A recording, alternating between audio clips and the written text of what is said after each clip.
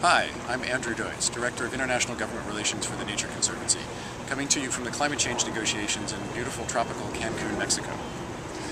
This couldn't be a bigger contrast from where we were last year in Copenhagen, freezing in the dark, but we're still trying to do the business of saving the world's climate.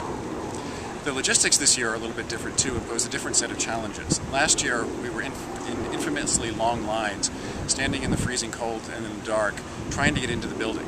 But once we actually got into the building, it was huge and everyone was there, and it was a circus environment inside with the demonstrations and the protests, the live media interviews, bloggers everywhere crowded around in corners of the building, and of course the actual negotiations going on. This year it's a little different. We're spending our time on buses rather than standing in long lines, but at least they're warm buses. I'm coming to you from the actual negotiating venue, which is one of the major resort hotels here. 10 kilometers down the road is the security checkpoint that you have to go through in the morning before you can get in, which is also where all the NGO side events and even the government events are going on.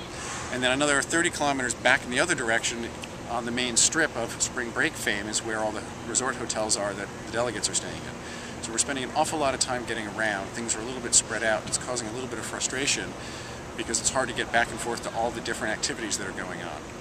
The one advantage of this layout, though, is that it's brought together the negotiators in one place without any of the distractions that we had last year within the venue. And that means they're actually getting down to business.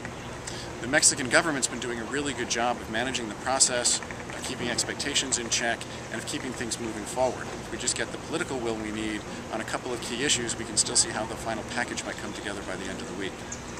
So last year in Copenhagen, given the circus environment, a colleague of mine said to me that we needed to come up with some way to separate business class from tourist class, meaning some way to keep the negotiators happy where they can do business and keep all of the other activities, the protests and the side events separate. The irony this year in Cancun is that we're all in tourist class, and somehow that seems to be creating a much more business-like environment.